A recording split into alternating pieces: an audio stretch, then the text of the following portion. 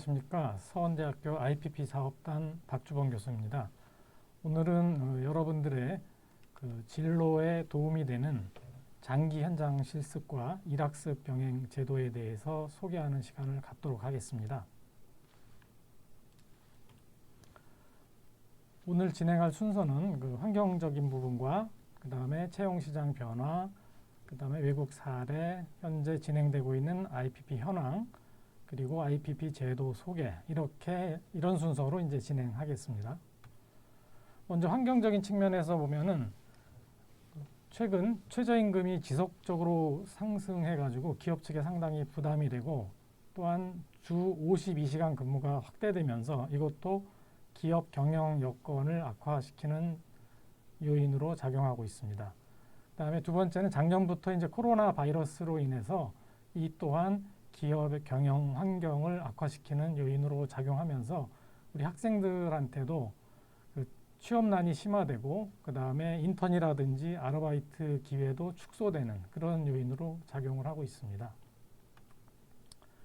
최저임금 보게 되면은 2016년에 126만 원에서 내년에는 191만 원으로 매년 지속적으로 상승해 왔습니다. 이런 것들이 이제 기업에 굉장히 이제 부담이 돼가지고 뭐 인턴이라든지 아르바이트를 기피하는 이런 요인으로 이제 작용하고 있습니다. 두 번째, 실업률을 보면은 우리가 그냥 흔히 말하는 일반 실업률이 아니고 좀 더 이제 범위를 넓혀서 확장 실업률로 놓고 보게 되면은 2016년에 청년 확장 실업률이 21.7%에서 올해 2021년 1, 2월 수치를 보게 되면 27%로 지속적으로 상승한 걸 알 수 있습니다. 그래서 청년 취업 환경이 굉장히 이제 좋지 않다, 이런 거를 이제 알 수가 있고요. 그 다음에 이제 신문이라든지 이런 미디어에서도 이런 고용 여건 악화 뭐 이런 것들이 지속적으로 이제 나오고 있습니다. 그래서 계약직, 정규직이 아닌 계약직조차 또는 뭐 인턴조차 되는 것도 이제 굉장히 어렵고, 취업이 되는 인턴이 아닌 그냥 체험 목적으로 하는 인턴까지도 여러 학교에서 굉장히 좋은 이제 자질의 자원들이 이제 몰리는 그런 현상을 이제 볼 수가 있습니다. 그래서 이제 산무라고 하는데, 기업들도 사람을 잘 뽑질 않습니다. 그래서 취업 기회가 줄어들고, 그 다음에 어떤 자기의 이제 경력을 쌓기 위해서 인턴을 하려고 하는데 그조차도 이제 쉽지 않고, 그 다음에 이제 기업에서 이제 경험을 쌓으면서 인맥 형성이라든지 이런 교류를 해야 되는데 그런 교류조차도 이제 굉장히 줄었다는 것을 이제 알 수 있고, 그래서 이제 코로나로 인한 이 시대의 피해는 IMF 때보다도 더 심각할 수 있다, 이렇게들 이제 언론에서 지적을 하고 있습니다. 그래서 대학 졸업 후에 이렇게 이제 취업이 1년 정도 늦어지게 되면 그 영향이 계속적으로 이어져서 임금이 연평균 4 내지 8% 낮아진다는 KDI의 연구 개발 결과가 있고요. 외국 사례에서도, 영국에서도 보면은 20년 뒤에 그 영향이 임금 격차로 이어진다, 이런 이제 연구 결과가 있습니다. 그래서 IMF 때보다도 더 이제 힘들다 하는 이런 취업 상황이라든지 취업자 증감이라든지 뭐 이런 것에 미디어가 계속 나오고 있습니다. 그 다음에 최근 이제 졸업생들이 대부분 이제 90년대생들 또는 뭐 이제 1, 2학년 같은 경우는 2000년생 초반인데 2030 세대들이 이런 고용 절벽의 영향을 가장 많이 받는 것으로 나타났습니다. 그래서 단기적으로는 뭐 이런 임금 손실이라든지 경력 상실이라든지 미취업 상태가 이제 계속됨으로써 이런 영향을 받고 있습니다. 그다음에 또 한 가지 환경적인 요인으로는 아이를 잘 낳지 않는다는 것이죠. 그래서 저출산 문제, 그 다음에 인구 고령화 문제, 게다가 이제 우리나라는 인구가 절대 인구 자체가 감소한다, 이런 것들도 여러분들이 이제 진로 선택을 할 때 상당히 이제 고려를 해야 되는 그런 요인이 됐습니다. 그다음에 이제 두 번째 채용 시장의 변화를 살펴보면은 크게 이제 두 가지가 있는데요. 국가에서 이제 NCS라고 해가지고 직무 능력에 이제 기반해서 채용을 하는 이런 것들을 이제 시행을 하고 있고요. 그다음에 두 번째는 그 블라인드 채용을 이제 확산을 하고 있습니다. 처음에 이제 공기업 중심으로 했다가 대기업, 그다음에 중견기업으로 이제 확대를 하고 있는데 이거는 이제 서류 전형 단계부터 뭐 출신이라든지 학력이라든지 신체 조건이라든지 그다음에 최종 학교가 어디인지 이런 것들을 이제 가린 채 주로 이제 물어볼 수 있는 것이 이제 직무 관련 경력, 경험 뭐 이런 것들을 이제 묻고 있기 때문에 단순 아르바이트보다는 그 인턴이라든지 장기 현장 실습 그런 그 전공 관련 현장 실습이 이제 중요해지고 있습니다. 그래서 국가직무 표준이라고 하는 것은 산업계에서 요구하는 그런 직무들에 대해서 필요한 지식과 기술, 태도 이런 것들을 이제 정리함으로써 산업 현장에 적합한 인적 자원을 개발하기 위한 목적으로 이제 만들어진 거고요. 많은 기업들이 이제 이것을 활용을 해가지고 채용 단계부터 면접, 그 다음에 인사관리 이런 데 이제 활용을 하고 있습니다. 그래서 이력서 작성이 보면 이제 굉장히 간단해졌죠. 인적사항 뭐 이런 것들은 이제 간단한 것만 적고 자격증이라든지 그 다음에 직무 관련해서 경력 쌓은 거 이런 것들을 이제 작성하게 됩니다. 그 다음에 이제 미디어에서도 보면은 그 블라인드 채용 때문에 앞으로는 이제 직무 경험이 굉장히 중요하다. 그래서 이제 편견 없이 채용하고 실력 위주로다가 직무 위주로 채용을 하게 된다 하는 것들이 이제 보도가 되고 있고요. 그 다음에 2017년부터 이런 그 본격화되면서 NCS 준비를 하지 않으면 공기업이라든지 대기업 취업이 쉽지 않다 하는 것들이 이제 나오고 있고요. 참고로 이제 보시게 되겠고요. 그래서 이제 제가 소개시켜 드리려고 하는 장기 현장 실습이라든지 일학습 병행을 통해서 NCS 기반의 블라인드 채용에 이제 대비를 할 수가 있습니다.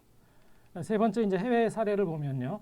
코어업이라고 그래가지고 미국 신시내티 대학에서 이제 시작이 된 건데 수업 학기하고 그 현장 실습하는 학기를 이제 구분해가지고 이제 운영을 한다는 그런 특징이 있는데 그 미국뿐만 아니고 캐나다, 독일, 호주 이런 데로 이제 확산이 되고 있습니다. 그래서 이거는 이제 일종의 이제 경험 또는 체험 학습이라는 넓은 범주 안에 일 통합 학습에 속한다고 이제 볼 수가 있습니다.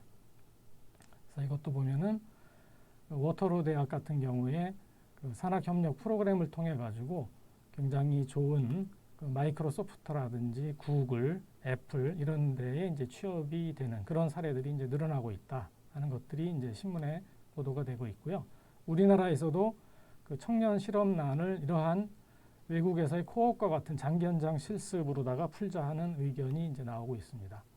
그래서 IPP 현황을 보면은 그 외국 제도를 본받아 가지고 우리가 이제 도제식 훈련 제도로 만든 건데 크게 이제 장기 현장 실습, 일학습 병행 이렇게 이제 두 가지로 나눌 수가 있는데요. 장기 현장 실습은 현재 35개 대학에서 70명 내지 이제 100명이 매년 참가함으로써 연간 3,000명 정도가 이제 참여를 하고 있고요. 일학습 병행은 취업 연계형 인턴 제도라고 볼 수가 있는데 1년 프로그램으로서 연간 1,000명 정도가 이제 참여를 하고 있습니다. 이것도 한번 그 미디어에서 나온 자료를 참고로 이제 보시면 되겠고요. 그다음에 이제 이 두 가지 제도에 대해서 이제 자세히 소개를 드리면 장기 현장 실습은 4개월입니다. 그래서 취업하고는 이제 무관하게 되지만 취업으로 연결되는 경우도 있고요. 일학습 병행은 1년 과정인데 이거는 취업을 처음부터 그 연계해 가지고 실시하는 인턴이 되겠습니다. 그래서 이 두 가지를 구분해 보면은 그 4대 보험 이런 거는 일학습 병행 같은 경우는 필수적으로 가입을 하고요. NCS 다 적용이 되고 최저임금도 해당이 되고 그 정부 고용노동부에서 지원하는 프로그램이기 때문에 40만 원을 정부에서 이제 지원을 하고요. 기간은 장기 현장 실습은 3학년, 4학년 때 4개월 이렇게 할 수가 있고요. 그다음에 일학습 병행은 1년 과정인데 4학년 때 1학기는 학교, 2학기는 이 현장에서 7개월간 훈련을 받고 그 기업에 이제 취업을 하는 그런 이제 형태가 되겠습니다. 장기 현장 실습은 그 졸업 후 채용은 기업이 할 수도 있고 하지 않을 수도 있습니다. 반면에 일학습 병행은 기업 입장에서는 처음부터 채용을 전제로 이제 한 거기 때문에 학생이 선택을 하게 됩니다. 그래서 학생이 7개월 동안 해보고 괜찮으면은 이제 취업을 하고 마음에 들지 않는다 그러면은 이제 종료하고 다른 기업으로 갈 수도 있습니다. 자, 이와 같은 그 현장 실습이 도입된 배경은 산업 현장과 국내 교육이 이제 괴리가 돼 있다는 인력 수급의 이제 미스매치죠. 기업은 사람을 구하기 힘들고 그렇지만 또 청년들은 또 일자리 구하기도 힘들고 이런 것들이 있고요. 그 다음에 기업체에서 많이 하는 이야기가 학교에서 배웠지만 현장에서 바로 써먹기가 힘들다 이런 게 있고요.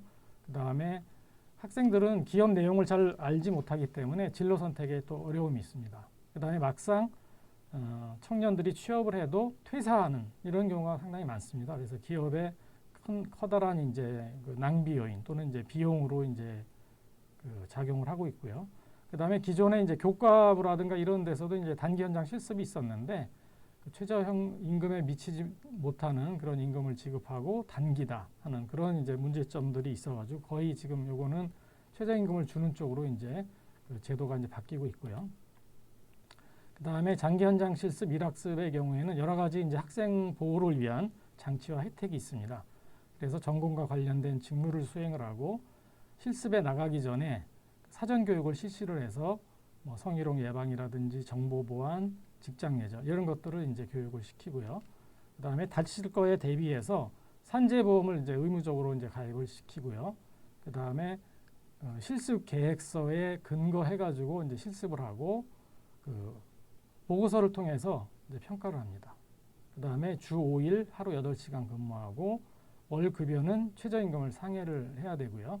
그다음에 실습 기간 중에 학교에서 한 2차례 또는 3차례 정도 이제 방문을 하거나 전화를 해가지고 학생들이 잘 적응하고 있는지 이제 체크를 합니다. 그 다음에 이제 학점도 장기 현장 실습은 12학점, 일학습은 이제 15학점을 주고 있고요. 실습이 종료된 후 학교에서 이런 장기 현장 실습, 일학습을 장려하는 측면에서 이제 장학금 또는 실습 지원금을 지급을 하고 있습니다. 그래서 장기 현장 실습의 장점을 보면은 기업체 현장 실습을 통해서 이제 명확한 진로를 설정할 수 있고 전공 실무 역량을 강화할 수 있고 그 다음에 조직 생활을 통해 가지고 다양한 조직 생활 능력을 또 키울 수가 있습니다. 그 다음에 이제 장기 현장 실습이라든지 일학습 병행제를 준비하면서 이력서와 자기소개서를 작성하게 되는데요. 이런 거를 통해 가지고 그 향후에 취업 준비를 이제 미리 한다 하는 걸 이제 우리가 알 수가 있습니다. 그래서 자신이 이제 부족한 점과 그 다음에 강점이 뭔지, 그래서 자신을 이제 되돌아보고 이제 뭐를 이제 보충을 해야 되는지 이런 것들을 이제 그 정립할 수 있는 이제 계기가 된다는 것이죠. 그래서 이런 그 타 대학의 이제 사례에서 진로 파악이라든지 이런 것들을 할 수 있다는 걸 볼 수가 있고요. 그 다음에 우리 학교에서 실습한 학생들도 이제 뭐 진로 설정을 했다든지 자신감과 실습 능력을 증진시켰다 이런 거를 이제 볼 수가 있습니다. 그 다음에 기업 측면에서도 학생들을 이제 업무에 투입을 시켜서 활용을 할 수 있고 우수 인력을 육성해서 안정적으로 이제 확보할 수 있다 이런 장점들이 있습니다. 직장인들을 대상으로 이제 조사한 바에 의하면은 그 진로 설계를 미리 하지 않은 거에 대해서 후회를 한다는 것이 이제 한 43% 비율이 되고 후배들한테도 진로 설계를 미리 하도록 이제 권장을 하고 있습니다. 그다음에 이제 인턴십 프로그램에 대해서도 긍정적인 답변이 67%에 좀 해당이 되고요. 그다음에 2016년도 그 하반기 기업 채용된 신입사원 대상으로 보면은 절반 이상이 인턴 경험을 갖고 있었고요. 그다음에 자기소개서에 대해서도 굉장히 이제 직무 경험이라든지 이런 것들을 이제 중시한다는 걸 볼 수가 있고요. 그래서 IPP라고 하는 것은 기업 연계형 장기 현장 실습으로다가 학점도 취득하면서 최저임금을 수령할 수 있는 진로 탐색에 굉장히 중요한 기회가 됩니다. 그래서 이제 기업에서 요구되는 지식, 기술, 태도를 이제 습득을 할 수가 있고 전공 지식뿐만 아니고 실무 지식까지 이제 획득할 수 있고 그 소프트 스킬이라고 할 수 있는 조직 생활하면서 얻을 수 있는 팀워크, 의사소통 이런 것들 얻을 수가 있습니다. 그래서 IPP를 통해서 그 무엇을 이룰 것인가 보면은 전공 분야의 이론적인 측면과 실무를 동시에 이제 겸비함으로써 그 취업에 준비된 인재가 될 수 있고 창의적 해결 능력을 배양할 수 있으며 전공 학과와 관련이 있는 각 분야와 긴밀한 유대 관계를 형성할 수 있다 하는 겁니다. 그래서 실습 나가기 전에 그 여러분들한테 이제 당부하고 싶은 거는 기업에서는 이 컴퓨터 활용 능력이 굉장히 중요합니다. 그래서 엑셀을 많이 쓰는데 이걸 조금 연습을 하고 문서 작성 능력, 그 다음에 비즈니스 예절에 대해서 미리 좀 생각하고 나가면 좋을 것 같습니다. 그 다음에 뒤에 이 편은 2017년 장기 현장 실습을 통해서 여러 기업에 실제로 취업이 된 사례들입니다. 그래서 한 30명 정도가 이제 취업이 됐고요. 그 다음에 이제 일학습 병행제는 1년 과정인데 3학년 때 이제 선발을 해서 4학년 1학기 때는 이제 학교에서 이론 교육을 받고 2학기 때 기업에서 최저임금을 받으면서 이제 실습을 하는 그런 형태가 되겠습니다. 이거는 이제 실제 이제 일학습 병행 매년 참가했던 그런 사례들이 되겠고요. 1학기 때는 학교, 2학기 때는 그 회사로 OJT를 받는 그런 걸 말하고요. 실습을 통해 가지고 나온 성과들 보게 되면은 현장 경험을 통해 가지고 진로 또는 직업 선택에 도움이 됐다는 것들이 이제 많이 나타나고 있고요. 전공 분야 현장에 대한 이해도가 높아졌다. 이런 것들을 또 볼 수가 있고요. 그 다음에 비전공 분야도 조직을 이해하고 팀워크 역량을 향상시켰다 하는 것들이 나옵니다. 그 다음에 IPP에 왜 참여했느냐? 그 목적을 보게 되면 산학 협력을 통한 실무형 인재 양성 확보, 그 다음에 기업 측면에서도 생산성 향상이 된다 하는 것들이 이제 나타나고 있습니다. 이상으로 오늘 설명을 모두 마치도록 하겠습니다. 감사합니다.